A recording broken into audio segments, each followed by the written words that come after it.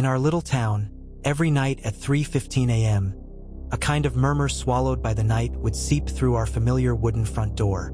This voice, soft and ancient, could only be heard in the attic or study, gently carried by the night breeze. It would start along the winding path leading to the center of the village, faintly whispering from the old Smith residence extending to the gravel path in front of our house. When I was a child, occasionally my brother and I would recklessly sneak into the study, quietly listening to those whispers. Our parents always warned us to stay away from that door, but the capricious curiosity always found its way. Our family tradition was simple: never seek out the source of those whispers. This story takes place during a summer when I was 12, by which time we had grown accustomed to the minor secrets of our town. Our neighborhood, though I had lived there for most of my childhood, still stood with those somewhat shabby but sturdy houses. The yards were spacious, fit for us kids accustomed to running out in the open. Days of summer were spent playing outside and shuttling between neighbors' houses. It was a playground for growing up, and I had come to consider myself a part of it. Aside from the nighttime murmurings and the family's good fortune, to me, the murmurs never caused much alarm. As mentioned, I couldn't even hear them from my bedroom, but the parents seldom spoke of it, so I also learned not to ask. My father, a steady and calm man, had always carried that accent since he moved here from a small island in the Caribbean Sea when he was young. His family, my grandparents, they would always refer to it that way. The only time he lost his calmness was when mentioning the nightly whisperings. Then he would talk faster, his eyes would move quicker. He'd admonish us not to think too much, to always remember the family rule. When the night whispers passed, never seek its origin. We had heavy drapes hanging inside every window, drawn from top to bottom, locked within the frames. Each lock was fastened shut, about the size of those on a diary. Every night before bed, my father would check every window, make sure they were locked, and he would keep the keys in his room. As for the nightly murmurs, my mother's attitude was somewhat elusive. I occasionally saw her in the study when the 3:15 a.m. whispers began. She didn't seem to frequent there, but I guess maybe once or twice a month, she would sit there and just listen quietly. As the nights were revisited, the whispers never changed. Such an intricate melody. Da-da-da-da-da-da, da-da-da-da-da-da. Remember those two odd things I mentioned?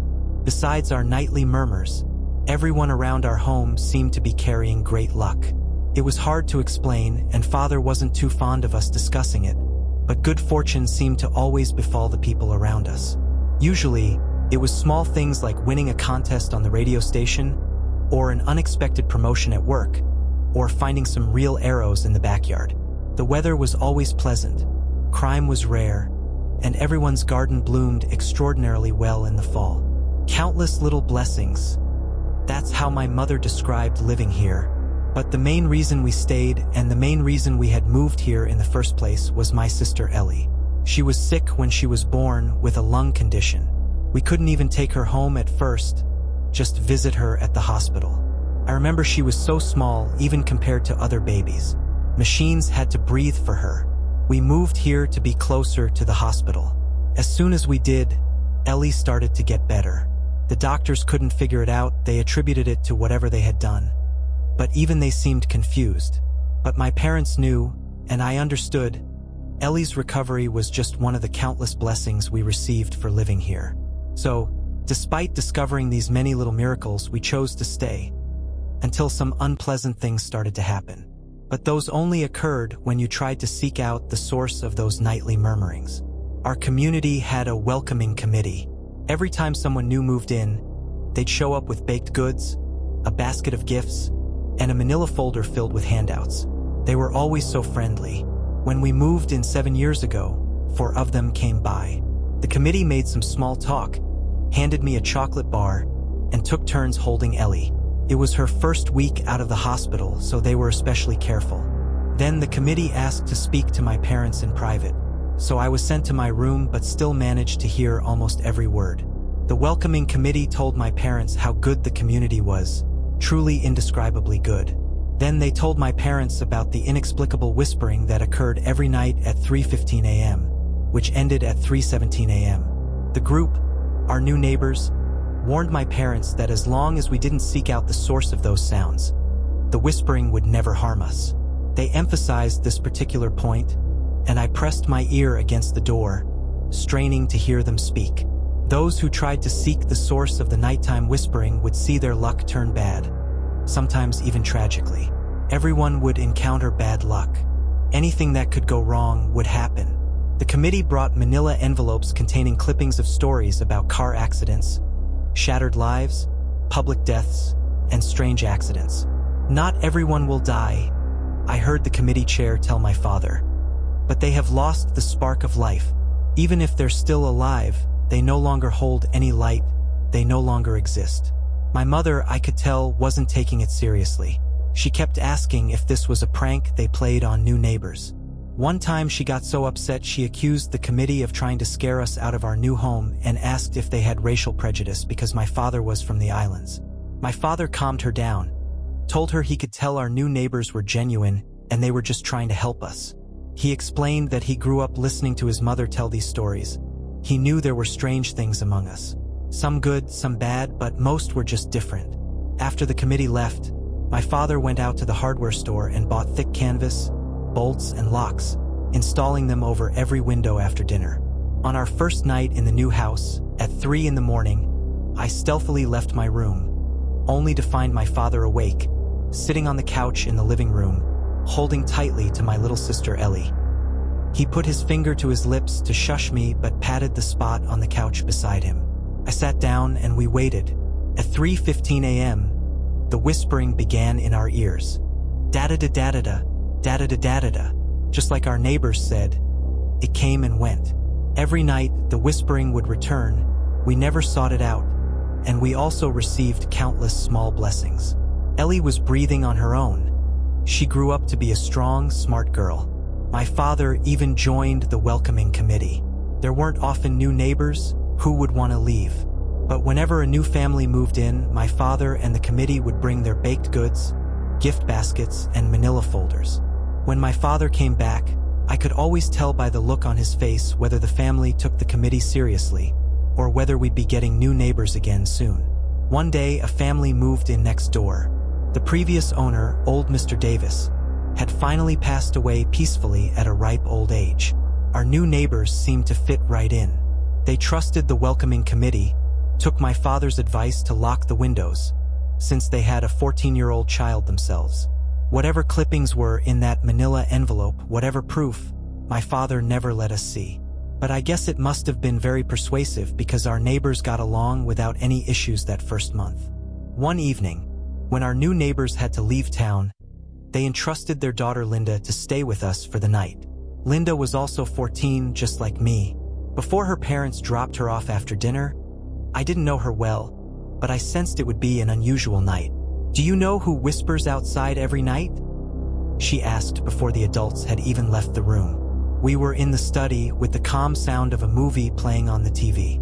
My sister and I exchanged a glance. "We don't talk about that," I said. "I bet it's Mr. Clark from that old house," Linda speculated. "Mr. Clark? He's a good man," my sister replied. Linda just shrugged. "It must be a magician then." Ellie looked a bit uneasy. "We don't talk about that," I repeated. "Let's go upstairs and play video games." We immersed ourselves in the games for the next few hours, enjoyed some popcorn, and then watched a movie. It should have been a typical sleepover, but I noticed that Linda was becoming increasingly impatient. After our parents wished us good night and checked each window, Linda suddenly stood up and approached where Ellie and I were sitting on the bed. "Have you ever tried to find the source of the whispers?" she asked. "It's almost time." Like most sleepovers, we easily dismissed any suggestions about bedtime. I had to admit she was right. It was almost 3:15 a.m. I let out a sigh. "We don't.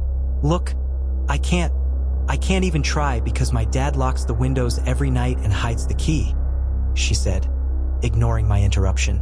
"Our dad does that too," Ellie said. "No," Linda said. "No, he didn't." "You saw him do it," I said, more sharply than I intended. A sly smile formed on Linda's lips. "Yes, your dad locked the windows, but he didn't hide the key. He had it on his keychain." "So what?" I asked, dreading what she might say next.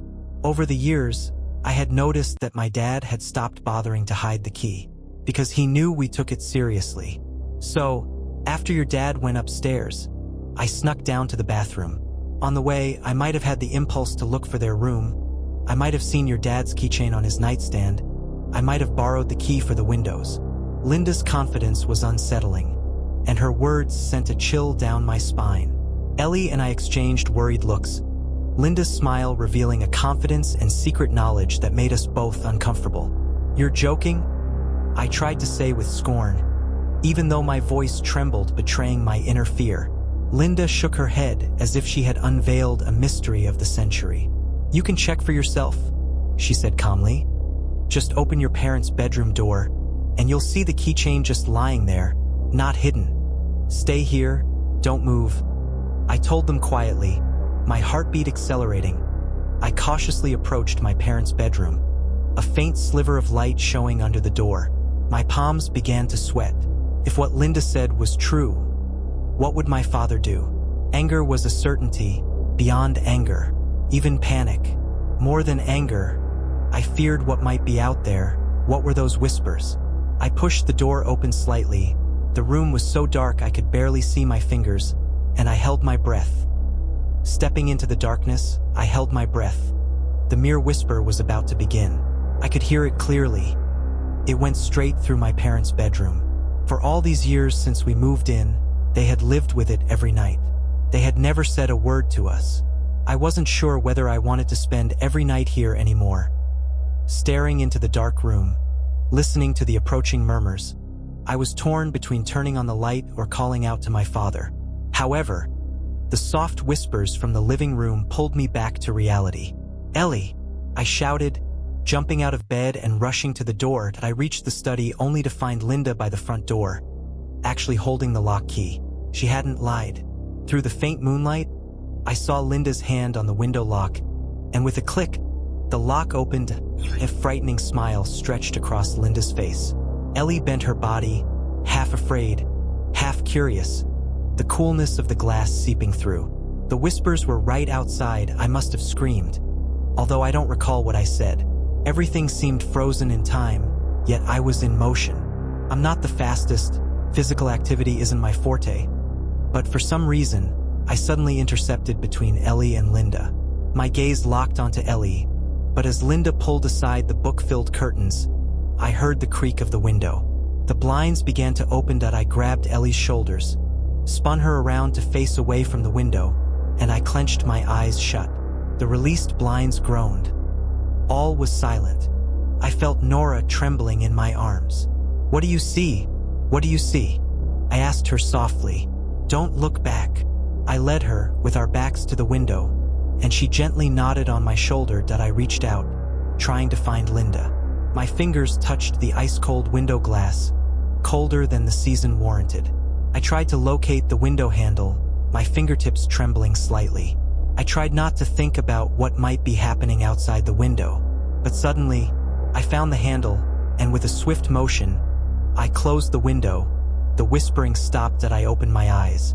In the light spilling through the kitchen window, Linda's silhouette was still visible, facing the now-closed window. The car drove away. Daryl and Susan's footsteps hurried away, the floor trembling slightly under their heavy steps. I didn't turn back. My focus was on Linda. She was pale, lips tightly closed, tears brimming in her eyes. The dampness under her arms reflected the light. "What happened?"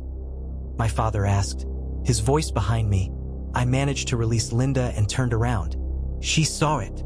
I had never seen my father scared before. But then, I saw it. The expression was a kind of fear that had been hidden away on his face for a long time. "Just Linda?" he inquired. I nodded in confirmation. Dad breathed a sigh of relief, almost looking like he wanted to celebrate. But as he turned to Linda, I saw the melancholy in his eyes. I wondered to myself, was he sad because Linda was the only one who got hurt? Was he saddened because of his feelings for our family? Someone knocked on the door. We all froze. Linda started to sob. "Don't open it," my mother said. She stood in the hallway. I had thought her to be a skeptic before, only mocking the window and nighttime whispers with my father. But that night, we all believed. I noticed she and my father both holding baseball bats. The knocking pierced the silence again, this time louder. "Don't open," whispered Holden. Dad moved to her side, embracing her tightly. "We won't," he assured, still clutching the baseball bat. "Nothing will come in tonight." That sound, low and rhythmic knocking, heavier than before. I could feel the door vibrating. Amidst the conflict, Linda screamed again.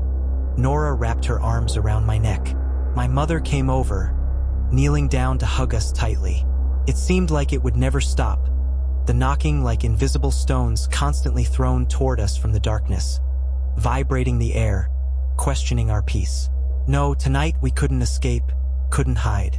We could only listen, only wait until dawn broke, darkness passed, and the whispers eventually faded with the wind. And we, in the bright world, sought calm once again. Linda's gaze was fixed on the tightly closed window, her silhouette more solitary in the dim light. Dad's embrace seemed somewhat relaxed, but worry was still evident in his eyes. The knocking sound began again outside, this time slow and rhythmic, perhaps a temporary silence of the night's language, or perhaps the echo of the fear in our hearts. At that moment, 1,000 guesses converged into a vast sea, all of our hearts floating within, trying to seek answers. The world outside the door was so close, yet seemed so unreachable. My mother's words seemed to come from afar, her gentle voice filled with resolve. "Tonight, no one will come in." We clung tightly to each other as if our bodies could form a barrier to protect us from any unknown terror as the night deepened. The knocking and whispering gradually faded into the night wind, leaving only silence and our faint breaths. We held each other's hands, waiting for dawn, waiting for a new beginning, waiting for an answer that might never come. Eventually, time passed slowly as we waited, and the first light of dawn appeared. We all knew this wouldn't be the end.